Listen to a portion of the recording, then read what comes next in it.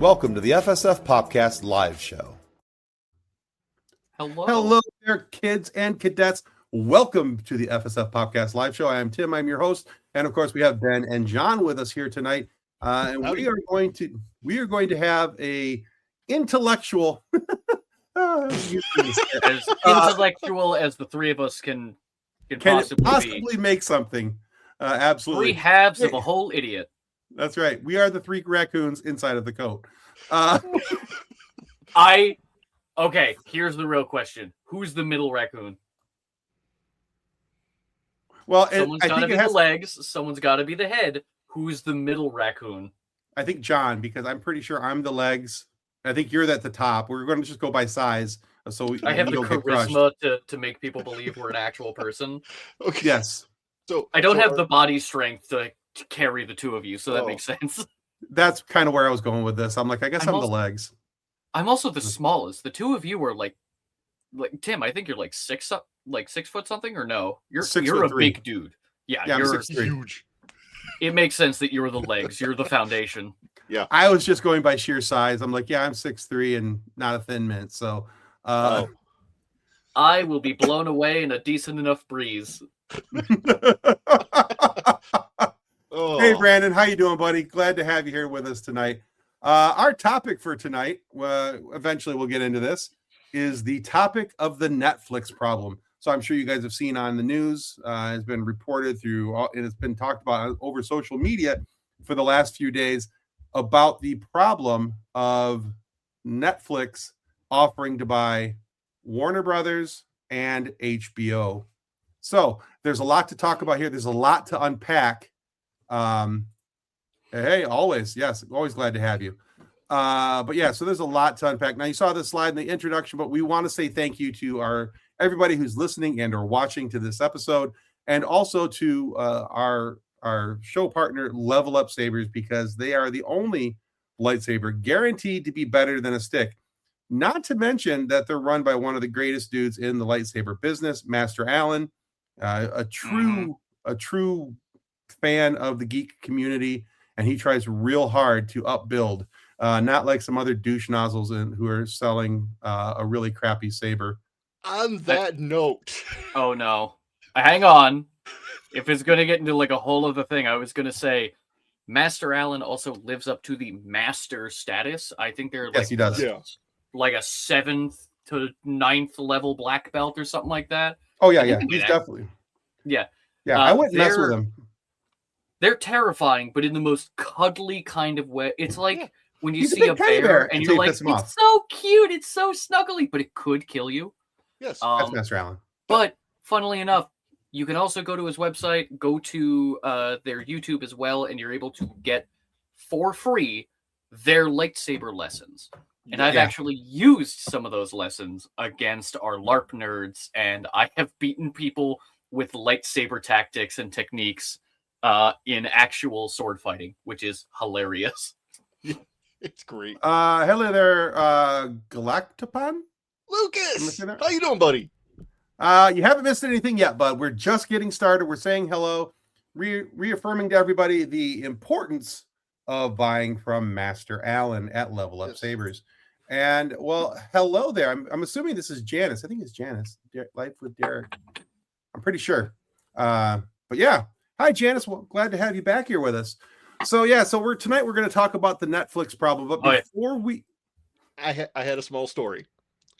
So I put this in the chat. Master Allen, or hold on. Huh? I think I know. I think I know where this is going, and I just need you to hold on for just a moment. I promise we'll get there. I promise. Dang it, Tim. Well, that hurts. Do you want something?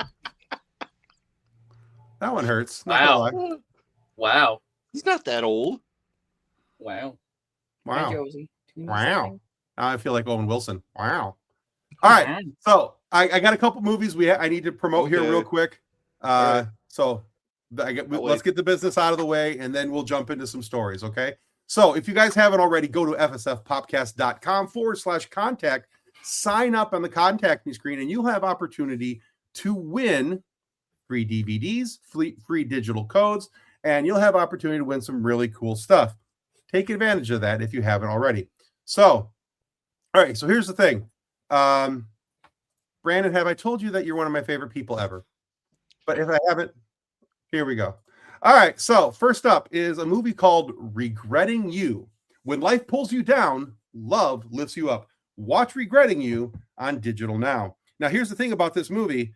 It's not just your average movie. It's got McKenna Grace in it. It's got Dave Franco, Scott Eastwood, Clancy Brown, Willa Fitzgerald. It's got a really, really good cast. So go check that out. All right. Yeah. I haven't seen anything with Dave Franco in a while. I'm surprised he's coming back. Yeah, he's coming back strong. He's got a couple movies coming out right now. Ooh. Secondly, for those of you who are fans, Yellowstone, the entire Yellowstone series is now available on DVD and Blu-ray. Dive deeper into the Duttons' origin story with over 19 hours of bonus content, including behind the scenes and featurettes with the cast and crew. Generations of blood have led to this. Yellowstone, the complete series. Own a piece of the legacy now on DVD and Blu-ray. And kids, we've got physical copies of season 5. Well, this is season 1, but there's some other ones up there. But we've got some physical copies of things to send you if you enter at fsfpopcast.com/contact. And now, finally, last movie that we're going to promote tonight is the movie Naked Gun. Bring home the all-new Naked Gun on DVD, Blu-ray, and 4K now. See Liam Neeson like never before as Frank Drebin Jr. as he leads Police Squad in this outrageous comedy, also starring the iconic Pamela Anderson. By the film critics are calling one of the funniest movies of the decade, and get nearly an hour of gut-busting extras, including deleted scenes, outtakes, and more. Available at participating retailers. Rated PG-13 from Paramount Pictures. And we have a physical copy of this, and we've got a couple codes left. So whether you want physical copy or digital copy, you might have an opportunity to win yourself a free version of the Naked Gun Yellowstone and, of course, the movie Regretting You. So please go to our website, www.fsfpopcast.com/contact. Get yourself signed up, win yourself some loot. You can't win if you don't play. All right, John, it's story time. Josie has decided to take my... Okay.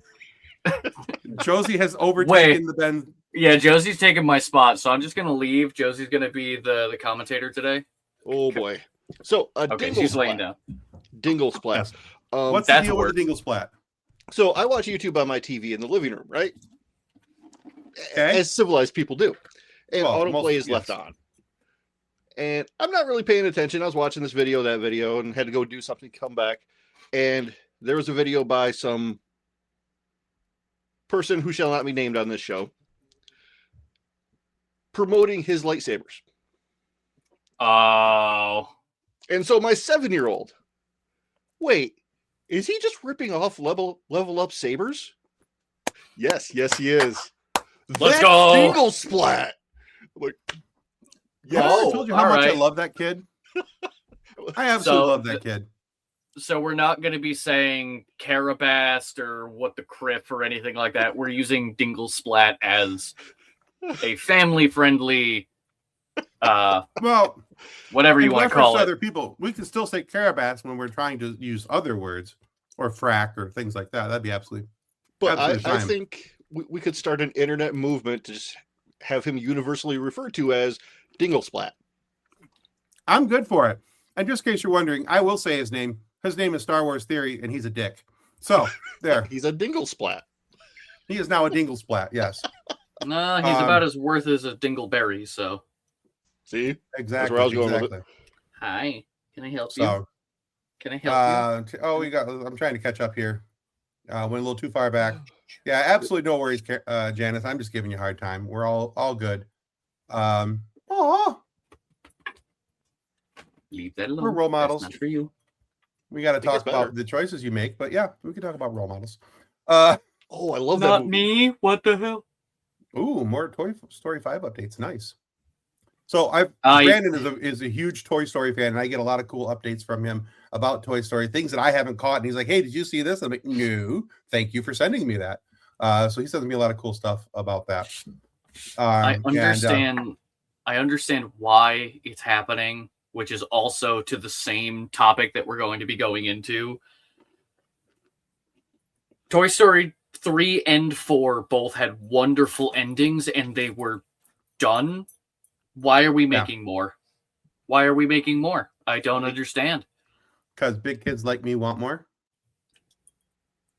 And there's money to be made. That's the reason. That's why. Which, by the way, it's always that's the topic of everything today. Oh, that is very much the topic of everything today. So, well, let's stop. We'll just jump into it. There we go. All right. So I'm sure you guys have seen this in the news that Netflix has announced that they are getting ready to buy Warner Brothers and HBO Max in an $82.7 billion deal. I still can't wrap my head around that billion, man. Yeah. Brandon feels the same way. Big kids like us need more Toy Story. Yeah, Toy Story will always. Yeah, it's always good. It's always fun for the family. Well, the same models and not have to do anything new. Yeah. But yeah, this was one of those things when it came out the other day when it was announced. I was like, I'm sorry, say what now? And the reason why this is such a big deal, and if you guys haven't caught on, and we're going to talk about this again here in a little bit. The reason why this is such a big deal is that Netflix is the #1 streamer in the world. Mm-hmm. They have the biggest streaming platform. They are attempting to buy the #3 streaming platform on HBO Max. Number 2 is Disney, isn't it? Yeah, #2 is Disney. Okay. Which also, don't they also have like a thing with HBO or? No, they've got Hulu, ESPN. It was Hulu. That was it. Yeah. Hulu, National Geographic. I think they also own the History. ESPN. No, they own the History Channel. Yeah. Oh yeah, it's all part of that big old conglomerate. Yeah. Which that's the part that confuses the hell out of me is the History Channel is now 90% reality TV and like alien. Aliens. You're being a brat. I love that show. Ancient Aliens is the best thing to fall asleep to. Weirdest thing to wake up. No. John, you have no idea how many of those alien conspiracies are literally just either eugenics, racism, sexism. Oh, yeah. There's a whole bunch of bad. They're all bad. So much, John. Yeah. Explains aliens so much. Do exist. Statistically, it's impossible for them not to exist. Agreed. Have they been to Earth? Highly unlikely. And if they weren't, they did come to Earth for whatever reasons, we wouldn't exist. We'd be dead. Straight up. Anyway. Aww. Ben's a role model too. Look at you go, Ben. Lies. Slander. Deceits. So. Deception. So now another interesting wrinkle in this. Yeah, I'm going to kind of blow through a couple slides real quick, and we're going to stop on one here in a moment. Another interesting wrinkle to this is that Paramount has launched a hostile bid to overtake Warner Brothers Discovery, despite the Netflix deal. Straight to the shareholders. Yeah.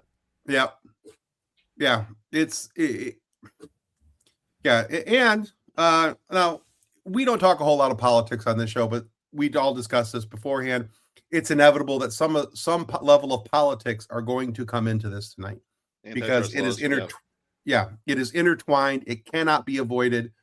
So we don't expect you guys to agree with everything we say tonight, but we hope that you understand why we feel the way we do and why we look at things the way we do. The owner of Paramount is one of the president's friends. Yep. Yeah. He's a crony of Donald Trump. So the problem we have here amongst other things. So the big red flag here right off the top is that Trump is already saying publicly that and the things the thing that personally blows my mind is that he's actually making sense when he says a couple of these things, because he's talking about antitrust and going against the monopolies and how it has to go through all these levels of review, and then and he has to review it as well. And I'm like, well, actually, yeah, that is correct. And holy crap, what world am I living in? So there's a little bit of that. The bad part of it is that when you flip it, it's like, yes, they have to go through all these things. One, you think when his buddy comes up with a deal that's arguably worse than whatever the hell Netflix is trying to set up, he's going to sign off on that immediately. It's his friend. Of course he is. It's also at every possible turn in the entire time he's been there, he has circumvented and flat out refused to follow the law unless it benefits him. You're also not wrong. So even if he makes the tiniest bit of sense. Yeah. It's kind of like the stopped watch is right twice a day type thing. Yep. I was just about to say that. Broken clock twice a day, all that jazz. Yep. Yeah, I mean, so there's a lot of things that why this is such an issue, because you're looking at of course the antitrust issue side of things. Even if Paramount tries to take this over, that's a massive issue in my opinion as well. Either side is a conglomerate. Either side is a monopoly that should be shot down by antitrust. Neither one of these companies should be able to buy Warner Brothers HBO. I can't see how that could ever pass the sniff test on either side. Now, here's the sad part. I actually hope Netflix wins it. Here's the only reason why. Of the two, okay, sure. The two, Netflix has the opportunity to make some really killer series with DC characters. I will counter that point with how many amazing shows has Netflix made with one season? Yeah. And then people go, we want more. And they go, before the last episode, it's like, it's done. It's never happening again. Before they even release it, they'll say it's canceled. And how many years between seasons? Exactly. I mean, they will take I'm like having a tough 3 time with Stranger shows Things right now. Yeah. Oh, do not even get me on Stranger Things. I will start screaming. Not in a good way. Okay. The biggest issue I'm having with that, and not to go off on too much of a tangent here, but the biggest reason that I'm having issue with Stranger Things is that we have all these kids who are supposed to look like they're in high school, but they all look like they're getting ready to graduate college. Not one of them looks like a high schooler. I mean, that was just like the 90s and early 2000s on TV. Oh, well, yeah, you got me there. Beverly Hills 90210, was more like Beverly Hills postgraduate studies. Yeah. That being said, let's see. That was also. Oh, go ahead. My concern is the future of DC. I'm a huge fan of DC content. I want to see the James Gunn universe go in the right direction. Absolutely, I think that's a legitimate concern, because if Netflix takes over, because they've already been in the works to try and get the Zack Snyder stuff, for the Zack Snyder universe. The question is, do they continue to produce Zack Snyder stuff and then treat it as Elseworlds? As an Elseworlds project, or are they going to try and compete with the James Gunn stuff as a mainline front-running thing? I think Netflix and Zack Snyder are on less than great terms after the whole Rebel Moon thing. God, I hope so, because at least that's what I thought I read earlier. That they're not really keen on working together again. So Rebel Moon lost them a lot of money, especially Rebel Moon 2. That was Oh, there was a second one? I forgot. There was a second one. Oof. And if you thought the first one was bad, I forgot the first one existed until you mentioned it, honestly. So I watched, so for those of you who don't know, I write for a website called couchsoup.com, and I reviewed Rebel Moon, and it did not pass the sniff test. It was a really, really bad ripoff of all things Star Wars. And then they came out with Rebel Moon 2, and I watched it out of spite so I could hate watch it. And I did hate it. And I wrote another article about how I hated it and how it did not pass the sniff test. And I prayed to the gods of all that was holy that there was not be no future Rebel Moon. But there was supposed to be like 6 movies in total. And how he had, really, really big plans. Yeah, I thought Netflix canceled. Yeah, they did. But there's also been rumor that they've been trying to get the rights to the Zack Snyder universe stuff. And this was before the DC Warner Brother, they're going out and trying to get this in this setup because of the popularity of the Zack Snyder universe. There are still people out there. It's not even that popular. There's a small group of basement dwellers. All right, let's put it as frankly as we can. They're cultists when it comes to the Snyderverse. Yeah. You're not wrong. Anything. They will compare anything to what is technically counted as the Snyderverse is like 3 movies in total. Because yes, It's the rest of the DCU, but that was barely put together. It started with Man of Steel, and then how many years after that did Batman vs Superman happen? That was a very problematic movie. Yeah. Yes, and then you had Aquaman, you had Wonder Woman, which those were not Snyder movies. They happened to be in the same universe, but they were not Snyder movies. And then Justice League, which that in and of itself is a cluster. Right, and I understand why he quit halfway through that. I understand why loss of a child is never an easy thing. Yeah. And my heart goes out to Zack Snyder for that. I can be human. I can be human about what he went through and still have artistic differences with him. And I have some very large artistic differences with the Justice League, especially the Zack Snyder cut, which was like 72 hours long and needed 12 intermissions. And gave way too much background content for some reason. Oh God, yeah. And it had all this background juxtaposition for every character that didn't need to be there. And then there was more slow motion than you could slow motion a slow motion. I don't know. It was awful. Yeah. Anyway, the same problems like Rebel Moon. To be fair, the things that Joss Whedon threw in there just because he could, that also both versions of Justice League were absolute garbage for both, sometimes the same reason, other times totally different reasons.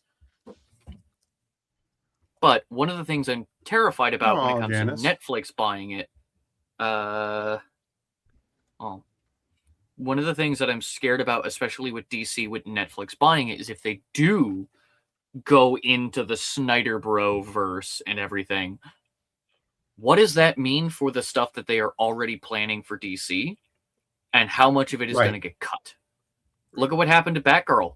As a tax break, they decided to completely scrap the movie. The movie was done. Yeah. Filmed, edited, post-production, everything was done. It was ready to go into theaters, and they went, tax break. And we will never see it. If it was, what would make sense is if you write off something like that as a tax break because you don't think you're going to make money off of it, it should instantly become public domain and free. Release it anyway. If you are releasing, if my tax dollars are paying Warner Brothers for a failed movie, I should at least get the movie. Yeah, no, you're not wrong. I like it, and somebody agrees with you. That's fair. I agree with you personally. I think if you, I know exactly who that is, Little Wolf. And I think that's a really good point, Ben. Because if it's something that you've already caught, you're like, hey, this has failed, it's done. Put it out there for free. You don't have to make money off it, but let the art go out there. Let people see the art and let them enjoy what's being made. I want to go back to this comment real quick. Luke, this is our buddy Lucas, I'm assuming. Yeah. And he says, I did love the Snyder cut of the Justice League. It was 10 times better than the Justice. I just got that. Yeah. The Justice League. Are you sure it was better, or was it just longer?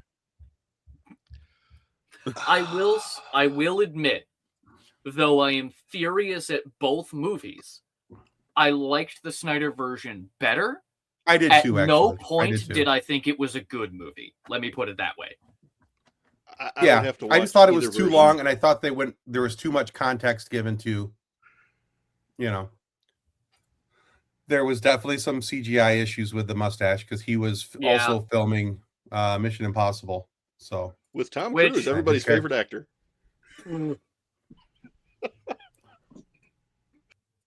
John is no longer with us tonight. I looked down for half a second. John's gone. And that's how I got fired. I will say, if it wasn't for that movie, we would never have gotten the shotgun arms that Henry Cavill pulled off. Just the like, doo-doo. So it's a great meme. It's funny. And being a completely confident heterosexual man, even I was like, damn. Oh. I mean, it's Henry Cavill. Can you really not? Like, yeah. No, you can't. It's just that's not allowed. Even in the Superman movie, you are contractually obligated to be attracted to Henry Cavill. I would not agree with you, or disagree with you, rather. I would definitely not say, like, what the hell? Brandon says, I like James Justice League more. It was pretty good. Like Superman? Like the Superman movie, like right? Gunn? Right, Brandon? I think he means James Gunn's Superman, and I think it's a better Superman. Storyline, I still really enjoy Cavill as Superman, but I will say Corn Sweat's Clark Kent a million, billion, trillion times better than Cavill's. He nailed the nerd of Clark Kent, and I thought that was really good. That was one of those things where, like, Henry Cavill Superman, I think he genuinely took that as like a very dedicated personal role, or at least took it with the respect that the role of Superman deserves. On National Superhero Day, Henry Cavill in a Superman t-shirt was like, where's the rest of my superheroes? You're all doing great. Let's get out there and do good. Yeah. And Jason Momoa was the only one to respond, and it was just a little like, you got this, bro. Yeah. Exactly. But, I mean, Cavill was Superman during like the Ice Bucket Challenge and things like that, and spent so much money on that, just donating it to charity. He bought into the role of Superman. Yeah. Oh, for sure. I just had a hard time with hunky Clark Kent. Sorry. Yeah, he did. Clark Kent didn't exist in that movie. That was literally just Superman in glasses. Pretty much. He didn't change his voice. He didn't change his like presence, the hair, nothing. He was literally just, I'm Clark Kent. I'm Superman. I'm Superman. You could never tell the difference. I'm Clark Kent. I'm Superman. I'm Clark Kent. Meanwhile, and almost just jabbed myself in the eye. That'd have been awesome. Good job. Meanwhile, be watching that time and time again. Our newest Superman, just the way he stands, the hair, the glasses, everything about. There is a distinct split between the characters. Oh, Snyder's Justice League. Okay. That's fine. Absolutely. We always say, hey, like what you like, love what you love. Yeah. We're not gonna knock you for that, for sure. Anyway, but yeah, so let's kind of steer back to our topic. This is a thing that I'm terrified, because the same problem, Warner Brothers and HBO also own the rights to the Lord of the Rings movies. Yes, we can't get TV shows anymore from them because Amazon owns the rights to those, which is a whole cluster in and of itself. But there's supposed to be the Hunt for Gollum that is coming out. It's got moved to 2027, which I'm not excited for that movie anyway, because they caught a storm in a bottle once for the Lord of the Rings. Yeah. And they tried to do it again for The Hobbit, and it failed. They're trying to do it again for this one. It's not going to be good. If they're going to make more movies, they need to either do like animated, like The War of the Rohirrim, which that was great, because it was basically just Lord of the Rings, the anime, in the best possible sense. Right. But this could be another situation where they're just going to shelve a franchise and then crank out one thing every decade or so, when, you know, the license is about to expire and you need to have something put out for it. And it's going to be some absolute trash. And now, modern day, I'm terrified of how much AI garbage is going to flood some of our most beloved franchises. See, I'm actually scared right now because of what Amazon's doing with some of the anime that they've been bringing in. Yeah. they're instead of having voice actors do the doing English, the English voices, they're turning it over to anime, or not anime, but AI, and it's really bad. There is no soul, no emotion. They can't even get the lip flap right. They're not moving in the. They're not talking in the same lines. You know, I would prefer if it was the same like automaton, like Siri talking kind of thing. I would prefer if it was just straight up a like talk to speech like text system. Right. But the AI tries to give it personality, and I've seen some of the clips of the anime. Dude's in the middle of a huge bar fight throwing people around. He's like, no, stay back. Stay away. Yeah. I need to get out of here. Whoa. And I'm like, I have had better dub from like old, really janky Japanese movies that got moved over to America where the lips don't match what's happening. Tongue pie. And the story is totally different. Yeah. Like the story is completely different versus the Japanese versus the English. Like I've seen better instances with that. Well, and I think that's money to bring in voice actors, and they don't want to do that. Right. They want to make more money, and if they do that, Lucas, I think we all agree with you. I wouldn't want to see them touch anything that has to do with the Lord of the Rings. Personally, I want them to leave it alone. I saw that thing about the hunt for Gollum, and I don't know that there's enough. I worry that there's not enough story there for them to make a whole movie. There's actually a decent amount, but it's supposed to have like segments and flashing back and forth between Gollum, like Smeagol becoming Gollum and finding the ring and going into the cave. But it's also supposed to focus on the like Aragorn and Gandalf hunting after Gollum to learn about the ring, and also his time in Barad-dûr, the time with Sauron, all of the torture and torturing that Gollum did. It could be interesting, and it's directed by Andy Serkis and obviously performed by Andy Serkis, so the acting, no matter what's going to be great. The story, on the other hand, is questionable. See, well, you've been talking about thinking, well, what if there was a good anime-style adaptation of the Silmarillion? But is anybody going to be able to get their hands on it from the real question is, how in the hell are they going to do that?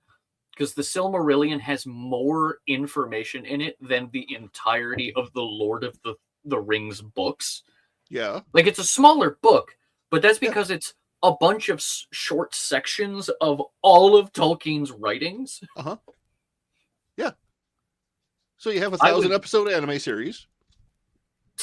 Like One Piece. No. Exactly. No, honestly, I would love, if they are to do anything, I would love short movies. 45 minutes to an hour. I would love The Lay of Luthien as a story, but narrated by like Viggo Mortensen, like Aragorn telling people the story of his ancestors. That'd be We're talking about the proper fall of Numenor. We're not talking about the Rings of Power. That's a whole other thing. You had me at hello, Ben. Hi. All right. But again, to that person's comment, though, the only thing I would ever want people to do with a remake of The Lord of the Rings is a Muppets Lord of the Rings. Yes. But who's the human? It's Viggo Mortensen. But the thing is, he is not playing Aragorn. No? Viggo Mortensen now is the age that Ian McKellen was playing Gandalf. That'd be beautiful. Viggo Mortensen as Gandalf to the Muppets Lord of the Rings. Imagine him on the bridge of Khazad-dûm going, "You shall not pass!" And you just see, like, animal, but huge as the Balrog, just... How hilarious. How hilarious would it be to have a Muppet Balrog? Okay, HBO and Disney need to work that out. Is Kermit gonna? Own the Is Kermit Aragorn then? Yeah, probably. No. Okay. Kermit is Faramir, and Eowyn is Miss Piggy, because the whole thing. Did we lose people? Okay, you both froze for a second, and I couldn't tell if you we're still here. Or Eowyn is Miss Piggy, Faramir is Kermit, because they eventually fall in love and marry, and that would be hilarious that whoever Aragorn is supposed to be, that Miss Piggy just throws them away in favor of Faramir. But also imagine hi-yahing the Witch King of Angmar. Be entertaining. Okay, yeah. There you go. That sounds like a whole new episode of FSF PopCast Live. All right. Anyway, question here from the comment section. Out of curiosity, do you think Paramount has a chance to change the deal? Yes. Yes, only because of corruption. Because of money and corruption. Money, corruption, and they're going straight to the board members. If they're going straight to the board members for a hostile takeover bid, then they have every opportunity to change the direction of this, because they are going to talk to wallets and corruption. So, but yeah, Netflix there's a very is doing good the chance. same, by the way. Well, yes. Oh yeah, they both are for sure. But Paramount is literally just walking into the room and going, "Hey, here's a wad of money. We'd like to buy you." Yeah. The question is, what is Paramount even going to do? I don't understand what Paramount would do with this, because Paramount has enough problems maintaining the titles that they already have. They're having a hard enough time keeping Star Trek afloat. That's the thing, is that Paramount is also failing. Yeah. So I don't understand why they want something else. This is one of the things that, as a reference, I'm not a big fan of South Park, but they had a really good bit where they were just kind of like hanging out and having food, and someone got onto the topic of subscriptions lifestyle, and one of the characters, whose name I don't know, because again, I don't watch South Park, they just blew up into a rant, and a very valid one, that by the end of whatever is happening, we are going to have 3 companies running every single entertainment industry. We're going to have the same 3 companies owning all of the fresh water on our planet, and the same 3 major companies not only growing, but producing and then selling us our food, while they're also deregulating everything, so things can get more expensive, lower in quality, and incredibly poisonous, whether it be literally or figuratively. Yeah, there's also like, did you know that most food in America is owned by 5 companies? Yes. Why? Consolidation. And now we're doing the same thing with our entertainment. Yeah, it's all consolidation, right. Putting it all under one nest. I mean, the other side of all of this, and I think the biggest thing, one of the bigger things that we have to look at is the damage that this does to the end product, the people who make the product, and the people who consume the product. So we're going to have problems with. I don't see how this is a sustainable future for the art itself to be made and put out. I think we touched on earlier the problem with AI and how that's going to affect everything. I think if you've got a big conglomerate like Netflix driving the bus, and they've got the number 1 and number 3 spots, they're going to drive the market value down. So people who, and I'm not talking about the big actors who are getting the $20 million a picture to do the movie. Okay. I'm talking about your day-to-day actors, your guys who are in the credits, extras, the people who are behind, your extras, your people who are behind the scenes, the people who, without their names in the credits, you would not have a movie. The grips, the lighting, the second stage directors, all these type of guys. They're going to lower that pay bar so low that these guys who are struggling already to make ends meet on a day-to-day world where inflation's going out of control, you're going to have, I can already see it. It's going to happen because, well, we have Netflix, we have HBO, we have Warner Brothers, we have all these titles. If you want to work for us, this is your pay. You'll take it or leave it. It's not going to be a fair market system, in my opinion. I think there's no bargaining what I'm most scared about. Right. You have no way to bargain against it. Which, again, this comes down to the way the system is built. I mean, you have people like SAG-AFTRA, the writers' strikes and writers' unions. These people are trying to do everything in their power to make sure that the industry in and of itself will continue to exist. Because if they allow themselves to be exploited, it's going to implode. The reason we have the work-life balance that we do have, as little as it is, the reason we have as many worker protections as we have is because for a long time, that stuff didn't exist. The people who got it for you, those are all unions. Some of those people in those unions literally died for these protections. Right. Not even talking about, like, you know, the hunger strikes or the violence that comes from it. I mean, literally, government will reach in and will take out those who are a problem. Yeah. And I know I'm getting very, explosive about it. There's an episode of Star Trek about it. We're good. Yes! We're good. Literally! Yes. You know, and the thing thing is... where, like, because Netflix is going to have 2 of the top 5 streaming platforms, and Disney owns 2 of the other 5, there's no leverage that the worker, or there's minimal leverage the worker can use, because these 2 companies own everything. If you won't work for this one, and the other guy's giving you the same deal, yeah. Oh, for sure. You know, and it's interesting that you mentioned that, because the problem with Disney and them being there with what they're doing, because now we also have, you know, we got to bring Disney's name into this, because we're talking about the possibility of lowering the wages to where they're workable and they're usable. Disney's already started this. Disney has already started lowering wages. A very popular actress, Claudia Black, has already said that she will not be back for Ahsoka season 2 because Disney would not pay her the going rate. She's like, I'm not asking for the moon. I'm asking them to help, you know, pay me a proper wage as a single mother. To literally pay her what she is owed.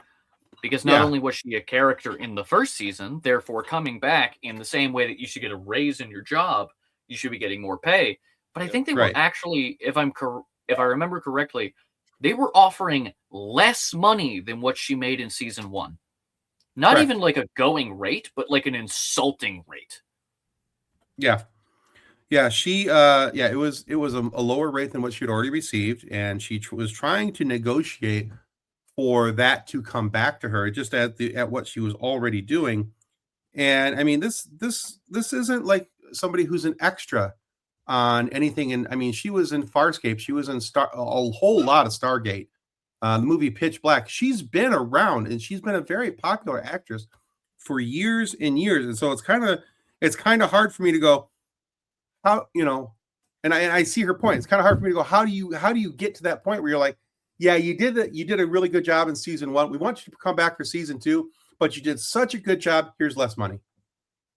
Where would that work in any other place in the world? If your boss went up to you tomorrow and said, hey, you're doing a super job. We really like having you here. You're a great asset to the team, and we really feel like you bring a whole lot to your position. But for next year, we're going to lower your pay to this. Keep doing a good job, buddy. Would you be inclined to stay there? No. You wouldn't want to take that pay cut either. Why should she?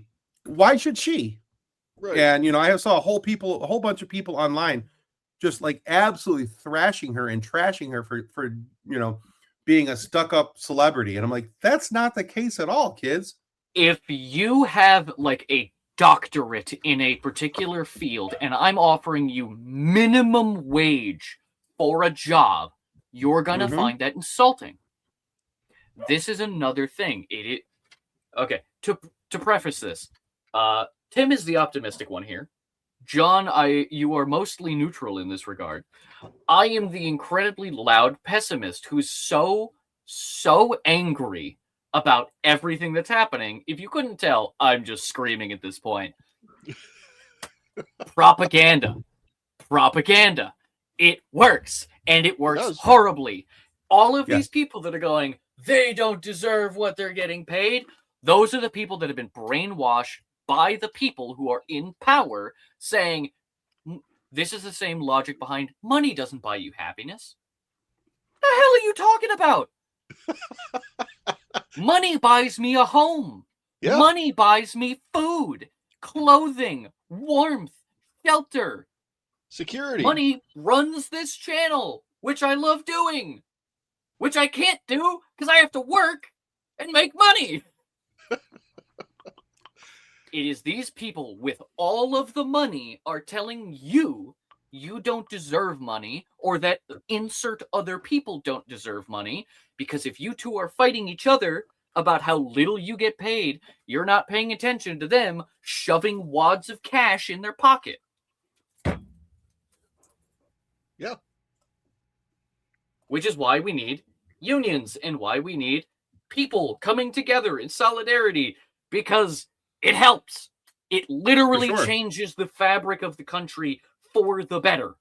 Well, you also have to keep in mind unions are why we don't have 11-year-olds in steel mills right now. So unions literally keep people safe. Yeah. So we have a question here. Does anybody know how either Netflix or Paramount would handle movies that would normally go to theaters? Would they go straight to streaming, or will they have a chance to be in theaters? Well, if it goes to Netflix, it's just Netflix. It's just Netflix. Always goes to streaming. Paramount, they do a little 50, bit of both. 50. They do a little bit of both. So I think if it goes to Paramount, it's going to be they'll probably stay in that lane. There'll be some things that go to streaming. There'll be some things that go direct to theater, and then after what I think what we're finding now is that for most movies, if they do go to the theater, it used to be 6 months before you'd see a DVD, and now you're seeing Blu-rays and DVDs within a month, 2 months at most after it leaves the theater. It's already on streaming, things like that. Personally, I think that yes, it does, Kathleen. So that really bugs me with that, where that's one of the things that I'm actually okay with Paramount potentially buying it, because Paramount has a strategy of, if they make a movie, if it is intended for theaters, it goes to theaters, and then there is a decent waiting period before it's online. Disney will go, it's in theaters opening weekend, and by Monday it's streaming on Disney Plus. So I think what would probably happen, Disney tried this in 2020, where you could. There's a whole lot going on there as well, but yes. You could pay for the movie on Disney Plus while it was still in theaters. I forget what movie it was. It was Black Widow. Was it? Yep. Yeah. I remember this because me and Mimi were furious that, one, this movie should have come out in 2017, right after Captain America Civil War. But also, why do you give her her own movie after she died in the actual universe? Right. And a prequel that has no context. Right. I think there was so much wrong with Marvel at that point. They'll probably switch to like a pay-per-view model for some of these things when they first come out. It's like, sure, you're paying me $37 a month to watch this on Netflix, but for an extra $12, you can watch the new movie tonight instead of 3 weeks from now. Yeah. Can I just? Oh, brother, if you think it's only going to be $12, you're out of your mind. I just need to say 2025. I'm going to be as calm as I can when I say this. It's just cable. Yeah, it is. We've gone full circle back to cable. Remember when Netflix was $5.99? I remember when Netflix came in the mail. I'm not talking about that. I'm talking about when Netflix went to streaming. Now my lower back hurts. When it hurts. first started, you could have actually done both. Point is, when they first went to streaming, it was $5.99, and they would literally sit there and go, take this, share your password, share your account. We got a bunch of good movies, like a couple shows, and then it got better, and it got better. And the more they produced, the more they're like, hey, we're going to bump it up to $7.99. And we're like, you know what? With the amount of stuff I'm getting for $7.99 a month, and I'm sharing it with 15 other people, that's fair. That's renting like 3 movies a month at the local video store. Exactly. And then they kept adding money and cutting their product, and adding money and cutting their product, and adding and cutting and adding and cutting. And now it's to the point where you have to spend. I got charged like $36 from Netflix a while ago because my friend logged in on their computer in my house on my Wi-Fi. But because it was not the same computer that is logged in before, they went, "You're sharing your password. Now you have the family rate." There was no notification. There was no nothing. Oh, wow. They just charged me. Not even like a monthly thing, like when it ran out, they charged me again. No. They charged me that day $36 after I just paid the monthly fee like a couple days prior. Yeah, back at the $5.99 when they asked you if you wanted to exercise after watching 4 episodes. Would you like to move now? They don't even say that anymore. They don't even say, "Are you still watching?" They just let you go. Lady Donegan says, and then there's going to be price hikes eventually from Netflix if they get it, because they won't have any revenue from anyone if they're all sitting at home watching movies and TV shows. Absolutely. Yeah. Before I put that comment, I have to put this one up. At least you have one cute guy on the show. Waves. Hi, baby. Hey, babe. Yeah. And then Janice says, "I'm the cutest. So cute. So middle-aged." That last part makes my Once lower again, back. I am chopped liver. It's fine. I'm kidding. False. John is cuter. I John can't are both just so cute. leave them. There we go. Yeah. That's okay. It's okay. No, but I don't so think yeah, I look good either. I hide my face with hair, so I mean, come on. Me too. I used to, and then I figured things out, and then the facial hair became a problem. Shush, little wolf. You're Get out of adorable, here. Ben. Aren't we all cute? We're all adorbs. Totes adorbs. But yeah, I mean, so the biggest issue that we have here is that we're going to be having a lot of problems with price rate hikes. They're going to be taking more money in from the consumer end, but they're not going to be paying it back out. I don't see where this ever benefits the artists, the creative minds who are putting the shows together. I'm really scared for the future of industry, because the movie industry, the television show industry, so much is going to be churned and burned through Chat GPT, where they're just they're asking AI to create and do these things, but these stories they don't have heart. Something just popped into my head because of what you were saying. Someone made a post saying, "I wish there was a Chat GPT prompt that would make prompts for me to add them into Chat GPT." Because they were so tired of the creative process of writing a sentence and making the computer do all the rest of the work to pump out some soulless garbage. So it's like, are you kidding me? You can't even have enough creativity to write the sentence for what you want the thing to make. Which all of it, to be fair, I'm talking about generative AI. There are other processes of other AI. To be fair, AI has a place. It has a purpose. In the same way as like automating like car manufacturing. Yeah. It's to make the people safer, to make things better for the people, because now people aren't getting crushed under a 2-ton engine block.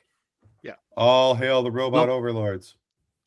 The problem is that what should be happening with automation in the actual like physical industries, that should make it easier and more comfortable for people to go into the arts.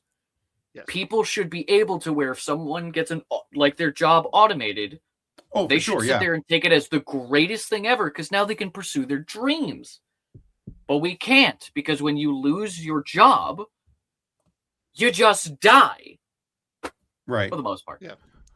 Well, now imagine all of those artists that are getting replaced by AI. I popped into YouTube to just look up lo-fi music to listen to something. They're making AI animations and AI music. Do you have any idea what it's like listening to soulless lo-fi? Uh-huh. Ugh. It literally is the joke from like Rick and Morty of like, and now human music. Right. Yeah. It does help people with disabilities like reading text. Absolutely. Yeah. There are some very good things that AI can be used for. And I think we've stated it before on this show that we're not anti-AI. AI is a tool that can be used in its proper place. It's when it stops being the thing that helps the artist and the thing that creates the art is where we have a problem. It should be a tool like a paintbrush. Oh, I agree. Yeah, that's what I mean. But when you're using it as a creation tool instead of an adaptive tool or a corrective tool, perhaps, that's problematic. Because now you're no longer creating, you're stealing from things that other people have already put out. Those voices that you hear in AI, those are composite voices of different actors who have already said those words, done those things. Yeah. And they're not getting paid for it a second time. Right. Like, yeah. The way I see AI is, yes, it is a tool. I am fine with AI, like morphine. Jeez. We went right for it. I was going to say like a hammer. Like if you use a hammer to frame a house, that's fine. If you use a hammer to go whack someone in the head, that's a problem. It depends on John, why do you look so adorable today? I don't know. I just do. You just do. All right. What I do. She loves middle-aged men. Cute today. They're so adorable. You know me. I be pooping. You know how I do. So, I mean, with all the AI and the corporate conglomerates trying to like crush all of the creatives, why don't we support the small creators more? Absolutely. I mean, obviously we do. I will tell you exactly why. 1, propaganda. Okay. I mean it. Think about, I can't remember the name of the show, but it was one of those things where propaganda does so. You are not immune to propaganda. No, not at all. Person in this, I'm looking at you. You are not immune to propaganda. Are you in there? No one see you. is. No, nobody is. That's why it works. In the 50s and 60s, Hilton was rebranding. So they made everything about, like, how do you say like fine dining in French? Hilton. Right. Things like that. The propaganda of this is the best thing. When you go to look up something online, do you say, I'm going to use a search engine or I'm going to search for it? Or do you say, let me Google something? Yeah. Hi. Yes, I'm going to keep ranting unless you cut me off. No, that's fine. I don't. You can keep ranting as soon as you answer my question. Mm-hmm. So, legitimately, I did not know this. Did I just learn something today? Is fine dining in French really the word Hilton? No.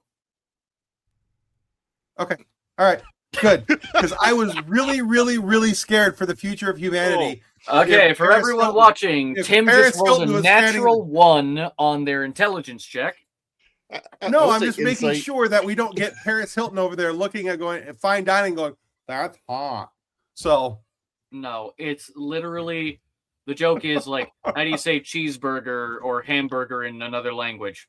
Hilton. McDonald's. It's cheeseburger. No. Hamburger cheeseburger. You know that hammer analogy I just said a minute ago? I'm going to go to you, Tim, and prove that to you. Anyway, the point is these... No, yeah. Exactly. Kathleen says, I don't know Google sticker on my van. These major conglomerates have turned their name into the product. Like saying you're going to grab a Kleenex when you mean a tissue. A Band-Aid. Something like that. Even if it's not Kleenex brand, you are now continuing the advertisement. Right. Well, that's there's just entire I'm going to go make a copy of psychology classes about it. Yeah, Xerox it. There are entire psychology classes about the psychology of marketing. Why do you think they have all those little knickknacks right next to the register? Because you're more likely to impulsively grab something small as you're about to check out. Right. I'm already parked with $75 for 3 days worth of groceries. What's another $2 for a candy bar? Exactly, and that's how they get you. Yeah. And that also comes down to literally everything else about these industries. Mm-hmm. You cannot... It is so difficult to support small businesses when these mega businesses have literally moved in and kicked everybody out. Remember when you get... I don't know if you guys have a local Lowe's or anything like that. Yeah. When the Lowe's moved into my hometown, they were open 24/7. Right. Until all of the local hardware shops could not keep up. And then they went to 9 to 5s. Yeah. Because they can afford the loss, because they are a huge business, they're going to make the money somewhere else, so they can afford the loss in the beginning, and that runs out their competition. And now they're it. For sure. Which brings us back to monopoly, or in this case, monopolies. Because yes, even though you have multiple industries or multiple companies owning these things, they all work together. Yeah. I know this is the worst part about talking about this, is that it sounds like a conspiracy. I promise it's not. There is no Illuminati. There is no hidden people running the world. The people running the world have names and addresses, and they tell you they do it. No, it is a conspiracy, for sure. but it's not a theory. It's factually happening. It is actually what's happening in reality. Right. All you got to do to see that. All you have to do to see that this is happening in real time is turn on a television. You don't have to do that. Open your iPhone, your Android phone, whatever phone you have. Open your phone. Open your news. Open Facebook right now, and there it is. Yeah, it is so bad. Like, to each their own. Like, religious and political affiliations. John, everyone loves you. Damn. You know, to be fair, agreed. But anyway. It's one of those things where it's been proven time and time again. You talk about a product or a thing or a brand that you have no connection. I was looking to make like a couple like decals like that I can iron onto a shirt or like a piece of fabric for again my LARP group, because I'm a absolute nerd.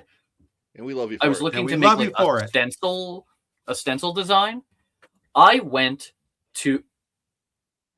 have my own person. I'm not stealing yours. John, Tim, please don't make that sound towards John again. Anyway, I can feel the cringe from a mile and a half away. Mile and a half? You can feel it from me in Alaska. You couldn't feel it, but you felt that. Okay. All right. Anyway, that's not how earthquakes work. I went to this. Tim, I could say something real mean. I could be real mean, but I'm not gonna. Oh, mama. I can adjust my lighting. I'll be whatever color you want. John is the cutest. And Tim. And Tim. What the hell? And now I have two crushes. Oh, yeah. Lady Donegan says it's like the Home Depot Halloween bucket, and then everyone followed suit. And that was because someone the year before took a generic Home Depot bucket and decorated it for Halloween. Yeah. Exactly.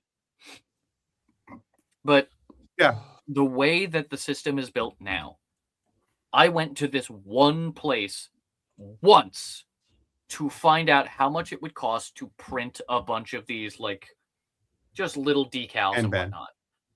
Hi. I love that I'm an afterthought. That's fine. I'm used to it. I went there once. I didn't like the price, and I closed it. Do you have any idea how many ads on Facebook I get from this one company? Every third ad at least. I guarantee I can open my phone now and scroll through, and I will find the ad, but I'm not going to give them extra credit for their own propaganda. Right. It's not even advertising at this point. I sent a link to Shayna the other day because, actually today, because, and I sent it to Kendall a few days back, because it was something I thought that Kendall would be interested in, because she's a big book nerd. And I'm like, awesome. My daughter will absolutely love this. So I sent it to her. And she's like, oh my God, that's awesome. I want one. Since that time, my Facebook page has been inundated with pop, pop, pop, pop, pop, pop, pop. I'm seeing this ad 6-7 times. I sent it to my wife this morning. I was like, oh, hey, I should send that to my wife. Since that, honestly, about every fourth ad is that same ad. I'm like, I'm getting to the point where it's like, guys, come on, this isn't advertising anymore. This is guerrilla warfare. Oh, there was You know? there's a product that I'm not going to name it, but it's basically like a fun Spider-Man web shooter. that Oh just yeah, I've seen constantly those. Cycles its strength. Do you have any idea how many months that thing was my only ad? I would flip through things, I'm guessing comments, still. and other things. Every single ad was that one goddamn thing. So, Hold on, the one person second. One second. Oh, there. Okay, it was requested. Okay, so the person I share an office with, my office is a hospital storeroom. The person I work with keeps talking about these Omega-verse books that she reads. Anybody who knows what that is. Ooh. Yeah, okay. So, have fun all with of my that. social media ads for the last 6 months, Tim, you need to go look it up. You're going to traumatize yourself, I promise. No. You don't need to look it up. You just need to take the Omega-verse test, the personality test. No, No, it's fine. No. Don't worry about it. It's No. fine. I'll send No. you a link later. I've never The taken simple it. And I fact hate that you, everything in about one it, but sentence, it's still funny. the simple fact that in one sentence you're like, no, it's fine. No, it's fine. That many times worries me. That Okay. tells me you're full of crap, sir. Anytime a book series includes the phrase reverse harem, I'm sorry. Wait, what now? I reverse never harem, understood reverse harem when harem just means more partners. right? Like it doesn't specify men But or they women. It advertise just it says that way. it says a group of people are together with one person, whereas polyamory is like it's an interconnected web. Right, but I think it's because So a the reverse harem preconception- doesn't exist unless the one preconception person loves is- a bunch of people. Right. The preconception with a lot of people is harem being one man and a bunch of women. So a reverse of that, Tim, One woman with a bunch of dudes. there you go. Mhm. Okay. Yeah. So my social media ads have been for this stuff that she's been talking about for months. Because your phone is always listening. It is. Uh-huh. It's like it's not even me. The worst part is my phone is right here, and I know that by And it's golly, listening. by gosh, it's listening. All right. Well, hey, we're about 10 minutes over. We've been having a fun conversation, and Real quick, but before let's we get some- fully let's- sign let's- off. yeah, let's. Oh, we're do not some signing off. final- We're just gonna go. Okay.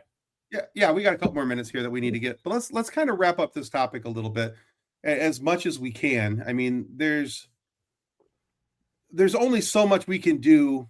I mean, from our end, I've seen people suggesting, maybe, cancel your Netflix account, cancel your Paramount account, cancel your HBO accounts. I don't know how much that's actually going to help, because eventually those same people who are going to delete their account today are going to want to watch something in the next 6 months and go, well, I guess I can sign back up. I mean, And I think that's the long game that I think some of these bigger corporations are playing. They're banking on the fact that you may cancel the account today. You may, go on a come back protest when about the it today. next season of Mandalorian But you'll- comes in. Right, exactly, because that's how Disney did it. They're like, yeah, whatever, and that's exactly what happened. Everybody who left came back, for the most part.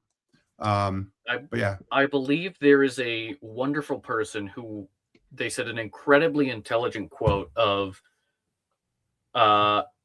"You are a pirate, and a pirate is free." Yar har fiddly dee. Exactly. When in doubt, sail Yar. the seven seas with me, friends. oh, I was gonna say, when in doubt, pirate it out. Well, yeah. Yeah, it works too. Look, so You're I was welcome, in Lucas. Better you than me. I am I don't want to say old because anime has existed forever. I am a early 2000s anime fan. We pirated everything Had to. Hell yeah. until there was an official release, and then we paid for it because this was the only way to get anime in America for the longest time. I remember Yeah, for watching sure. Naruto on YouTube. Naruto episode 10, part 1 of 5, and they're 5 minutes each. Because that's all you could upload back That's then. how I watched anime for such a long time, because it wasn't really there. Right. Like it wasn't Good popular, old fashioned but- LimeWire, downloading one thing and getting surprised at what you actually found. Yeah, there's always, that wonderful little malware that attaches itself to every download. Now that's But- not what I meant. Brown chicken brown wow. I thought I was downloading World okay. of Warcraft. Instead, I got Something else. World of Warcraft. No, they already made a Warcraft meme about that. Anyway. Yeah. So there's that. When There's it definitely comes that. to when it comes back to what John was saying about small businesses. Yeah. Small businesses support, pay for everything. If they offer commissions, get a commission from them. If you really need something, Absolutely. pay the price. yeah. They are Support not the just artist. giving you a random number. And even then, if a number, I have commissioned art from several people before. If they give me a number that's too low, I will flat out tell them, that is too low. I am going to pay you more. Yeah, Pick a You higher deserve number. more. Yeah. You And if deserve they more say, for no, this. no, this is the only thing, I will add a tip on top of it because those people are the actual foundation for entertainment and art as a whole. Yeah. Yeah. So speaking of getting art from somebody, I want to show this real quick. Yes. So a good friend of ours of the show, and he's a guy that I met a couple years back at the Monroe Comic Con. His name is we met because his booth was next to ours, and you always talk to the people in the booth next to you. It's just the way it works. And his name is Lloyd Cheatham Jr. and he calls himself Cheat Designs. Lloyd is an amazing artist, and this year I picked up 2 different paintings from him at Monroe. I got these because A, he's my friend, but B, because he's an amazing artist. Yeah. So He's been on the show He a couple knows- times too. yes, he has.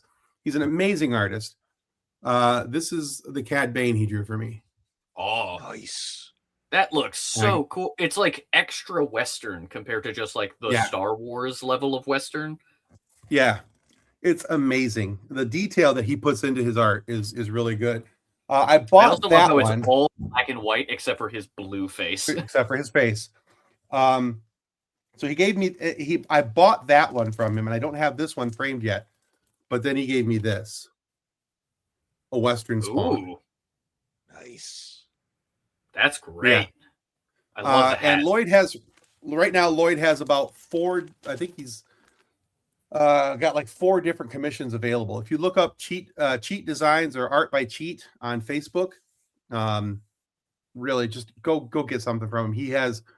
I cannot stress enough how good Lloyd's artwork is, and yeah, it is sick. His art is so good, and yeah, Lloyd Cheatham Jr. You'll find him. I'm going to put his name in the comments. Actually, I have some D&D art that I need to. I'll reach out to him and see if he can make me something. Yeah. But I'm putting some notes in the comments so that you I love guys that you can can tell that. I love that you can tell that me and Tim are on laptops because of like the type. Yeah. just every Plus time mine's we on a do anything, mine's also on an elevated platform. So if I'm typing, it gets So is hit. mine, but it's not actually an elevated platform. So for whatever reason, my laptop sounds like it's trying to reach the upper atmosphere. So I have propped it up on 2 little cutouts of copper pipes just to prop up the back end so the fans have more air. I really need to clean out my laptop. It's probably filled with Josie dust. I just shook my desk a little bit to You'll try to have like that. fit in with you guys, and my Grogu Funko is just bouncing his head up and down. It's hilarious. Anyway. Because I Anyway. have 4 Funkos. whole Funkos, Tim. 4. I knew one. Balin Skull. I had like 2 or 3 and they're in a storage unit somewhere. I just Clutch my pearls. anyway. Anyway, To the people that want to make art, that want to Yes. make theater and movies and music and whatever type of art you are making, do not be discouraged. I know, especially me, I have just been screaming the whole night about how terrible things are. It's only going to get better with you.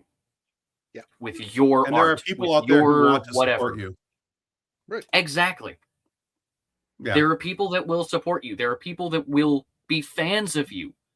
That eventually it'll come to a point where your stuff is hanging in a museum because of how amazing it is. Or maybe it's won several awards, or maybe you become the next exemplar of your skill. Like how people talk about like Miyazaki with animation, or Kubrick, or anything like that. Yeah. You could be the next one. You never know. You don't know. You never know. Just one of don't the give things, up what you're doing. Exactly. One of the things I've been trying to do lately on the show here is, so a couple weeks ago, I posted an interview with a gentleman named Brett Pinson. He's an indie comic creator. That was just a couple weeks ago. Not this Wednesday, but the following Wednesday will be the gentleman named Brian Lau, Brian E. Arts, which, by the way, I went and bought this from Brian this year because we're talking about supporting small artists. I bought this from him. Oh, yes. Nightcrawler versus Spidey. And playing basketball. That's so great. I found it so weird that they just stopped, because they had Uncanny Spider-Man for a while, and it was Nightcrawler as Spider-Man, and I thought it was great. Like, it was weird because, it's Kurt as Spider-Man, but Peter gave him the sign-off. He went, hey, if you want to be Spider-Man, that's fine. There's going to be a lot of responsibility with that, but you wouldn't be the first, and you're definitely not going to be the last. Exactly. When Deadpool does it. Deadpool and was if you want to Spider-Man really, for at least a little bit. And if you want to really know what's behind all of this thing with Netflix and HBO and Warner Brothers and Paramount and all of that, here's your answer. It was Elmo. Elmo's playing 3D chess, baby. Yeah, this is what they get for canceling it. So this is what they get. Why would you cancel Sesame Street? Because it doesn't make them enough money. It is not profitable to educate the kids. And you wonder why people are so stupid these days, because they didn't sit down and watch Sesame Street, and they didn't sit down and watch. They didn't have a Mr. Rogers' Neighborhood. Electric PBS Company has been getting Electric Company, exactly. Time. Yeah, it's so. PBS is one of the best things ever. Elmo, as far as media is concerned. PBS, yes. Just one more quick note. Yeah. There is a difference between something that needs to be profitable and something that needs to exist. Right. Like, one of the things that I keep finding is people talking about, oh, the post office wastes this much money every year. It's this much of an expense. No, we need that service. It is not an expense. It is something that has to exist. Mm-hmm. Like, look at England. They have all privatized mail. Nothing shows up on time, and everything's expensive. Don't get me started. It's horrible to try to send anything. As a guy who's tried to ship something to England, it's a nightmare. So, living where we do in Alaska, the U.S. Postal Service is basically it. Right. That's it. There's nothing else. And if the post office didn't work the way it's supposed to, I would never get anything. Most people, in fact, would probably die because things like medications, things like food, other necessities come through the mail because we can't get it any other way. Yeah, the things you got to have, you're not going to get any other way. Things like PBS, they don't look like it, but it is incredibly necessary. Absolutely. It is so incredibly necessary to teach people compassion, understanding, that there are different people, and that sometimes people are mean. Sometimes people suck. You need to know that. You have to learn it so you can see the good. As the wonderful Bob Ross has said, you can't have the light without a little dark. Happy little accidents.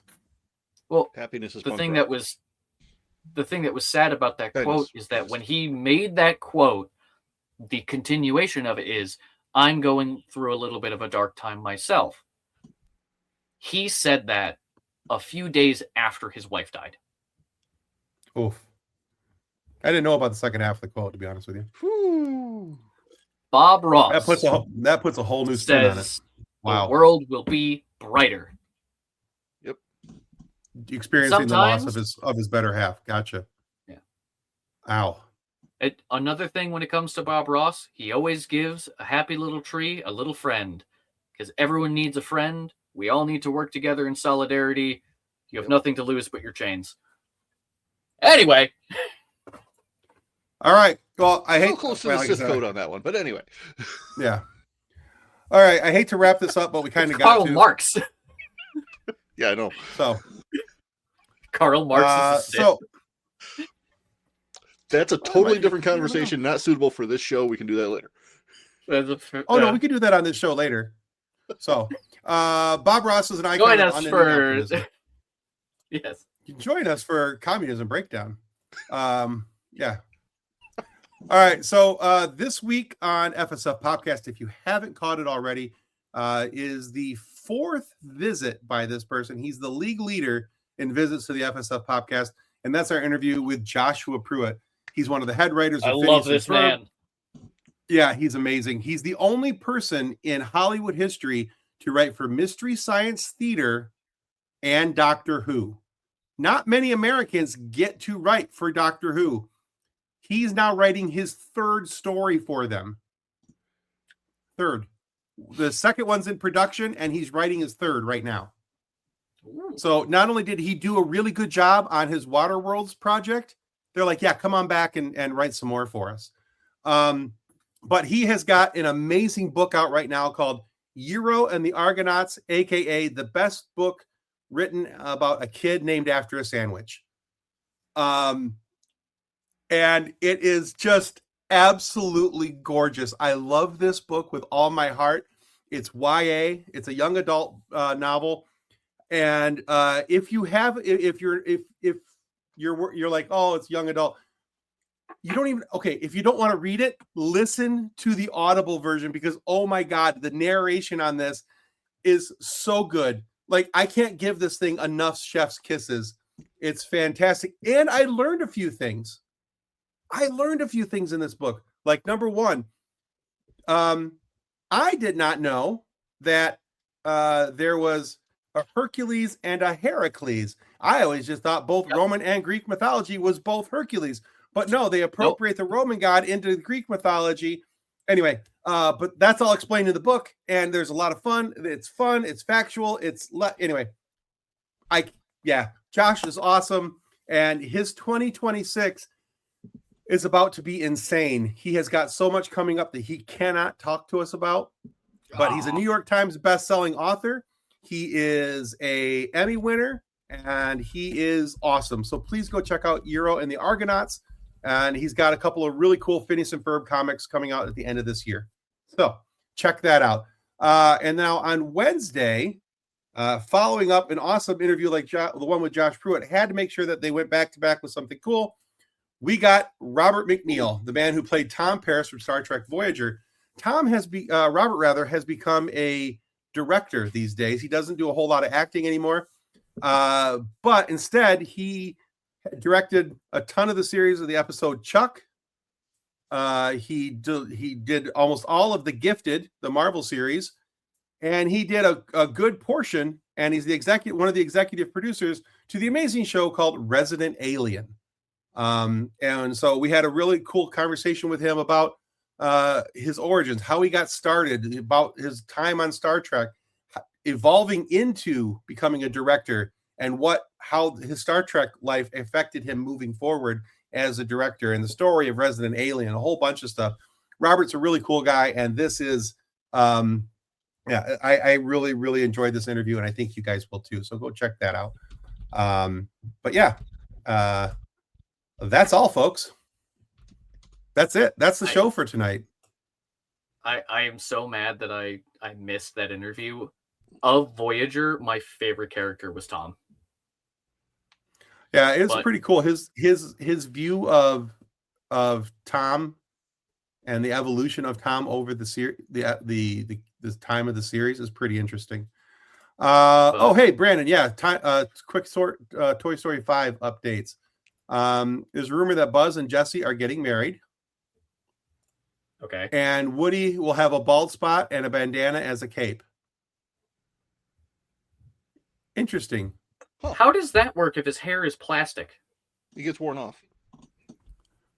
Maybe like it got ran Just off with wear an eraser or something. Paint on the back. Yeah. You never, as a kid, you never took one of your action figures and rubbed the hair off with an eraser? No. Okay, maybe it was just me then. Just saying. I burned the hair off yeah. my cousin's Barbies. Does that count? Well, who hasn't done that? That's different. Finally, something I did that was normal as a child. Well, let's not say normal. Normal's a pretty big stretch, even for us. It was a common practice. That does not make it normal. Compared to some of the things you guys know about my childhood. That's fair. This was normal. Well, it's no penis pond, but I love how I have to keep tiptoeing around words because I use the F word like a comma. Meanwhile, Tim is just throwing stuff out there that I'm like, I am forcing myself not to say these things. He does it without using the PG-13 and above words, which is impressive. John was part Andy and part Sid. You're not wrong. There was no Andy. There was no Andy. Oh, God. Oh, boy. All right, guys. On that note, we're going to say goodbye tonight. Thank you, everybody, for following along with us. If you haven't already, please click the like and follow on tonight's episode. We had about anywhere from 4 to 8 people viewing at any one given time. And thank you so much. And if you would all click the like button on tonight's episode on YouTube, that helps us so tremendously much. I can't even begin to tell you. And if you are not following the show already, we got some really cool interviews coming up. You're not going to want to miss them. So click that subscribe button and it'll alert you when we have something new coming up. And on that note, remember all that small business stuff? That counts for us too. Yeah, subscribe. That's right. And level up. Be kind over there right now. Be kind, rewind, all that stuff. But most importantly, may the force be with you as you continue to live long and prosper. Goodbye. Copyright 2025 FSF PopCast. Reference any specific product or entity mentioned on this podcast does not constitute an endorsement or recommendation by FSF PopCast. The views expressed by guests are their own, and their appearance on the program does not imply an endorsement of them or any entity they represent. If you have any questions about this disclaimer, please contact us via email at info@fsfpopcast.com.